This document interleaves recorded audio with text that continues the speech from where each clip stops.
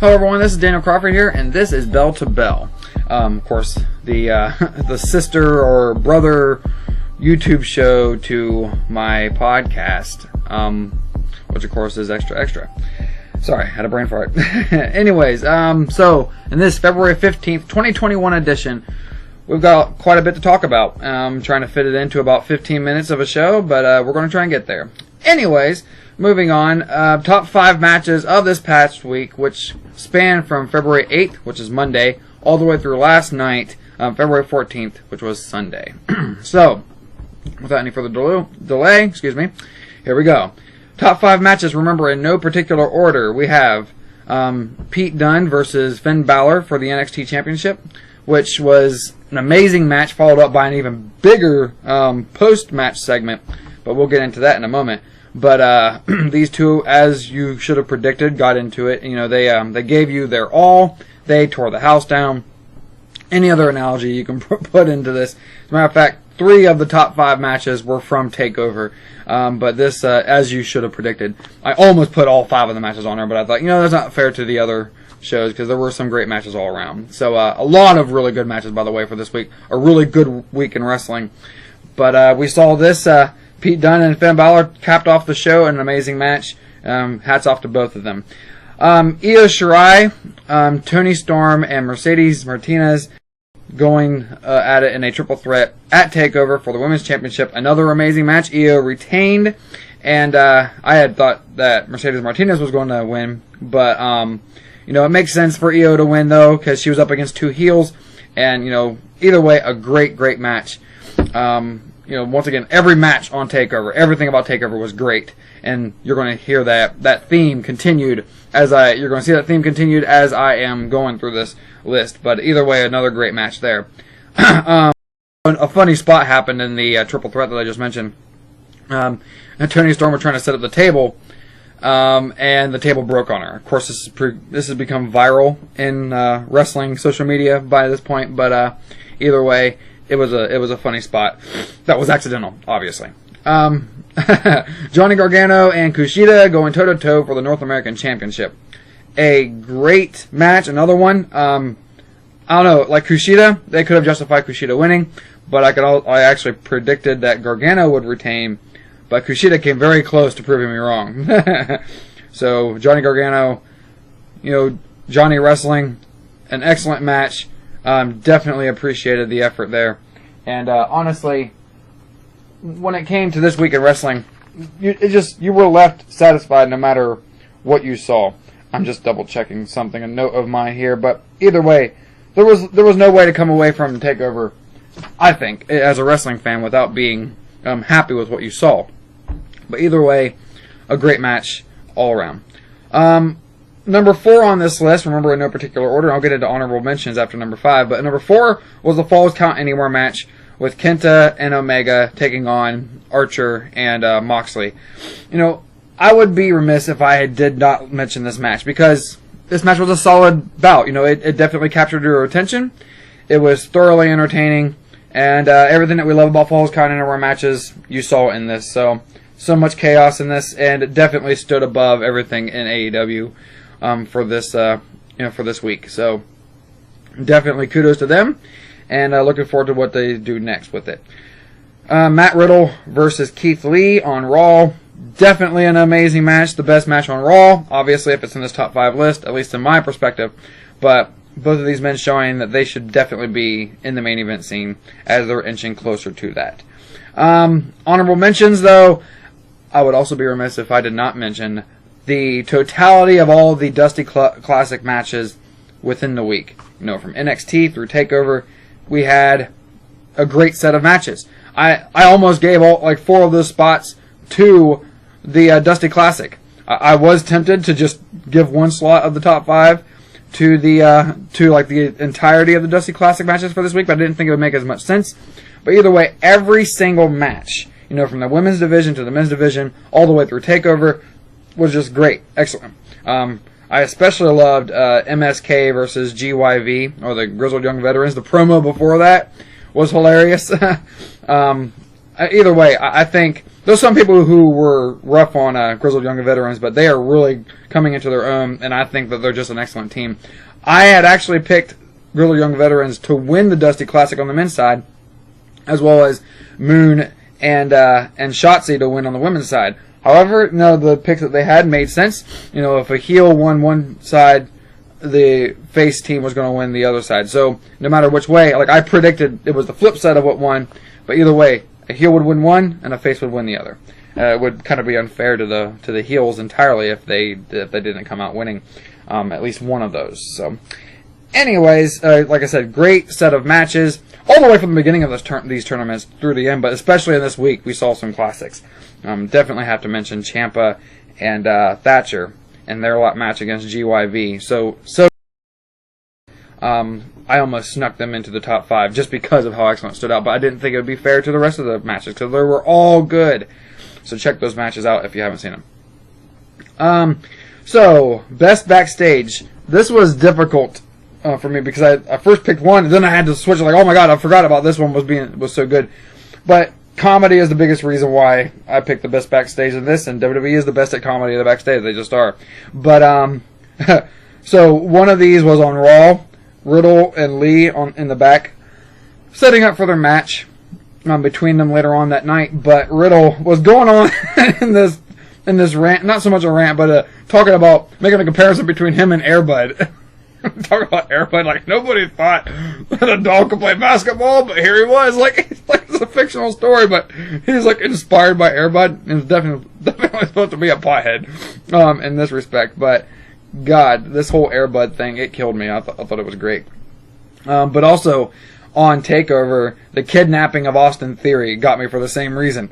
Just hilarious the way, you see Gargano and Indy Hartwell and Candice LeRae, they're all walking out there and Austin Theory's in the back. Well, as they're going around the corner, Austin Theory someone gets kidnapped as you see like a chloroform, which you're assuming is chloroform rag, put over Austin Theory's face by Dexter Lumis, and Austin Theory's like hands just go up in the air as he's being whisked away. It was great. Awesome TV. That definitely, like it caught me off guard. No one was expecting that, but the way it happened has murdered me. Best show of the week. So I'm going to go through my ratings of each show. Once again, an excellent week in wrestling. Don't assess any show as being the last or the first, meaning that any of the others were bad, because they were great. Because every show was great this week, I think, in their own right. So Raw, I gave a 9.88 to. AEW, I gave a 9.25. An okay show. It was pretty decent. There were some parts that were to me, but at the same time, a lot of great stuff for, and since I mentioned the top 5 matches, the Falls Count Anywhere match definitely stood out. There were some other matches that were really good too, so I want to mention that. NXT, I gave a 9.9 to. SmackDown, I gave a 9.94, and TakeOver gave a 10 to. So TakeOver, in my assessment, was the best wrestling show of the week, as it should be, because it's a pay-per-view, but,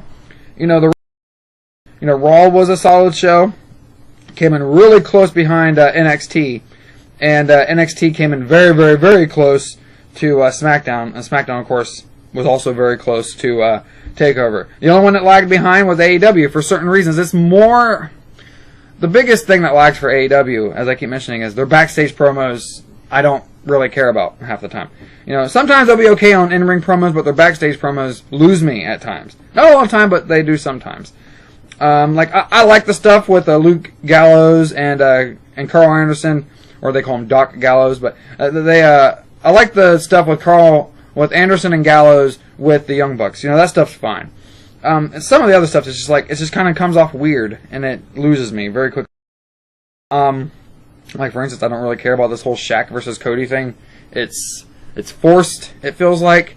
And while it couldn't be hard to predict who's going to win this, it should be like natural that Cody and Red Velvet win, unless they're going to make Jade a permanent part of their roster. And if they do that, then Jade's team is going to win. So depends on where they're going with Jade. That's all. That's what it matters as far as it depends on where they're going with Jade, because Cody doesn't mind losing to people, but it all depends. So like I said, AEW was a good show. I don't want to like take anything away from it because it was a good show, but there's some things that they're working on. Like they're getting better, slowly getting better with the women's division, although it is far behind any other women's division in the industry from what I've seen. But they just need to keep working on it, but they also need to give us more television time, not YouTube television time, but television time with the women's division. More than one match a week, people. Like WWE is able to do this with all their programs. They're able to give us, more often than not, more than one women's match a week. Granted, some of them are short, but the thing is, you guys can do it. Have confidence in your women. Show your confidence in your women by giving them more time on television. It's just that easy. For me, at least, as a wrestling fan. But NXT, excellent show. A great send-off to send us to the next pay-per-view, TakeOver, which was, of course, last Sunday, or last night. So, like I said, just straight solid show all the way through. Yeah, I enjoyed it. The only thing that didn't completely hit the mark was the match with Xia and the squash opponent. But I do enjoy that storyline with Xia Li and Boa. I like their transition. And it's just they need to work on this whole squash matches. I hate squash matches over time. One squash match occasionally is okay, but a series of them annoys me. It just does. After two, that you should just stop with the squash matches. Actually, give them an opponent. But anyway, that's part of what I hate about Goldberg. He had nothing but squash matches for the first 2/3 of his streak. Just that. Moving on here, SmackDown. Like I said, an amazing show. I loved the opening. It didn't make it into any of the into any of these segments here, as you'll see. But it's amazing that SmackDown was so good. It was my second favorite show of the week, despite the fact that none of the moments or matches in the show actually made it into the top 5 matches. Any other part of this selection here. So SmackDown was a really good show. Just nothing quite made it over the hump of being the best at something. And it was mostly because of TakeOver. TakeOver took the slots that SmackDown could have filled. Like the main event match with with Daniel Bryan and Cesaro taking on the Dirty Dogs, Dolph Ziggler and Bobby Roode. I thought it was really good. It was fun to watch. A lot of good stuff. You had this little thing in the end where all 6 participants in the Elimination Chamber, all 6 of them were going at it. And that kind of closed out the show. The show started with a great promo from Roman Reigns talking about how he's annoyed still by Edge and that he's trying to look past Edge a little bit in a way. And then Adam Pearce, he tries to announce that Roman Reigns is supposed to defend his world title, the Universal title, in the Elimination Chamber just like Drew McIntyre. But Roman Reigns is like, who do you think you're talking to? You can't put me in this match. So he says he would face the challenger. Paul Heyman and him inform Pierce that Roman will face the challenger who was picked by the Elimination Chamber immediately following the Elimination Chamber match. So, funny how that little transition happened. But like I said, a lot of good stuff on SmackDown. It just didn't quite make it over the hump to be into any of my favorite moments of the week. So, speaking of favorite moments, we're going to move on here to best heel moment of the week. So, I initially picked one thing from SmackDown for this. Zayn complaining about being put into a qualifying match, saying that because he's a former Intercontinental Champion, he should be automatically inserted into the match.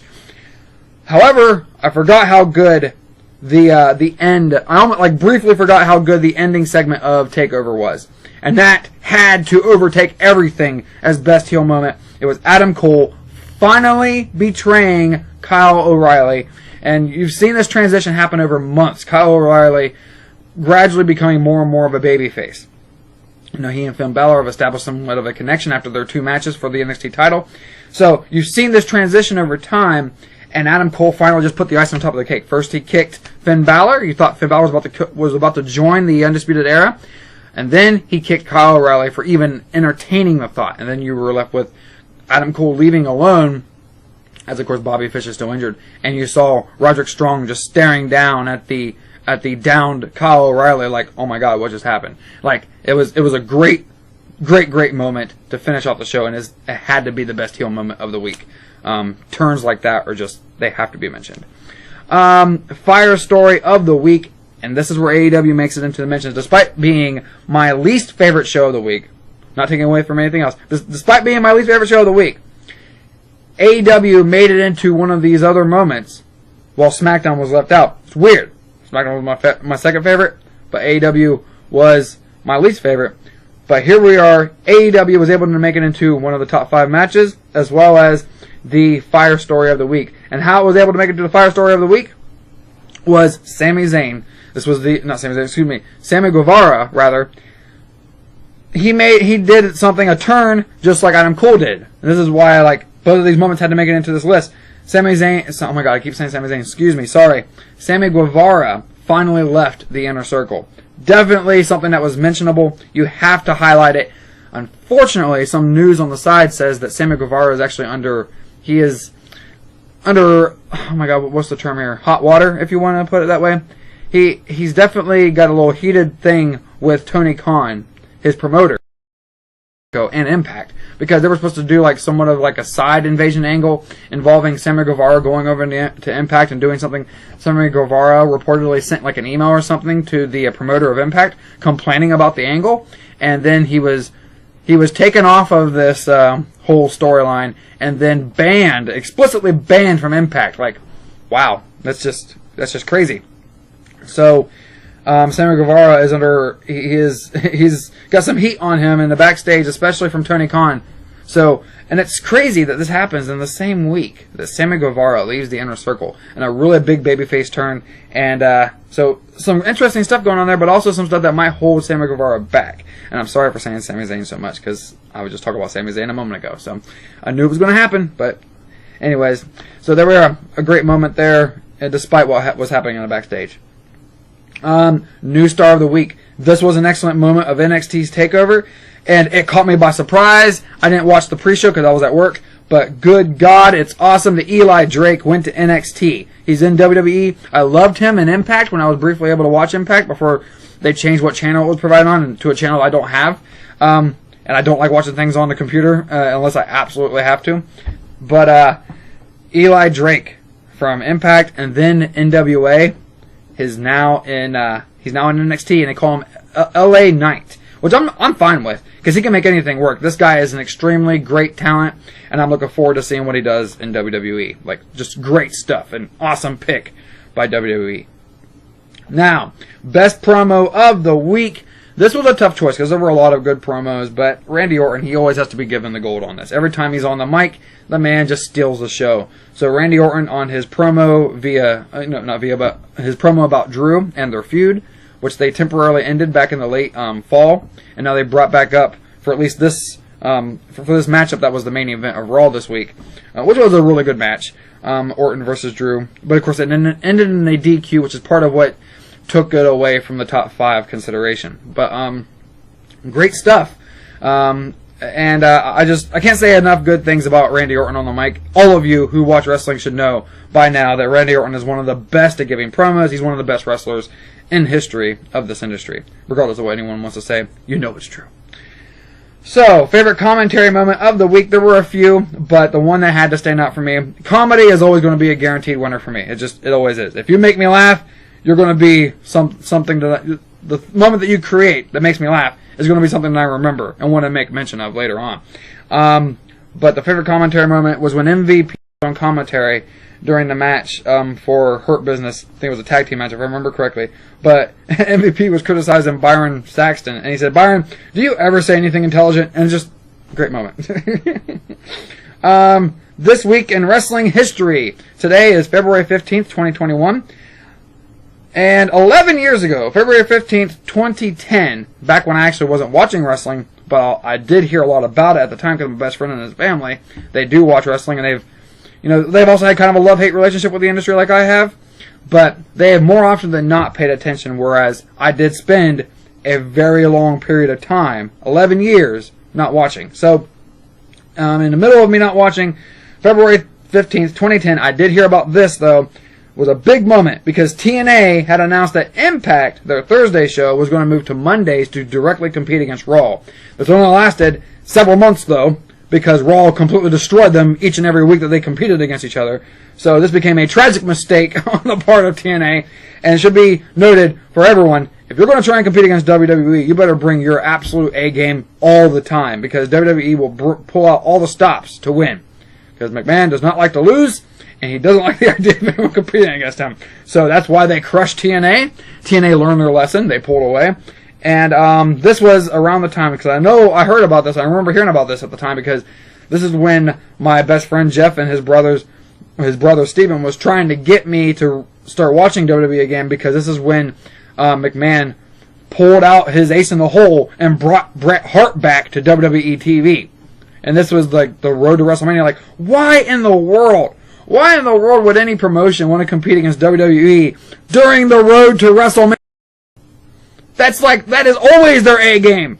WWE is always at their on the road to WrestleMania, from the start of January all the way through WrestleMania, like leading up to the Royal Rumble. It's always their best time. If you want to compete against them, do it during the summer. Start during the summer, which is exactly when WCW started. You want to start when they're weakest, so that way, by the time that they're at their strongest, all the fans who are like on the fence will know who you are, and will start flipping the channel if you want them to switch over. So, yeah, this during a time when CM Punk was still in WWE, and I don't know, this is madness that you would want to compete against them when they were at their best. So, jeez. Anyways, they got murdered ratings wise, and yeah, the rest is history. Now, of course, as I end this show, which actually lasted longer than I expected it to, I just want to say, please check out my website, danielcrawford.org, for all my other projects, including these, as well as the podcast, the brother, sister, whatever podcast, the cousin podcast to this. I call it Extra Extra, Wrestling Today Extra Extra, for its full name, because it was originally an addendum to Wrestling Today, the podcast that I had with Jeff. Anyways, thank you everyone for watching, listening, what have you. We will catch you next time.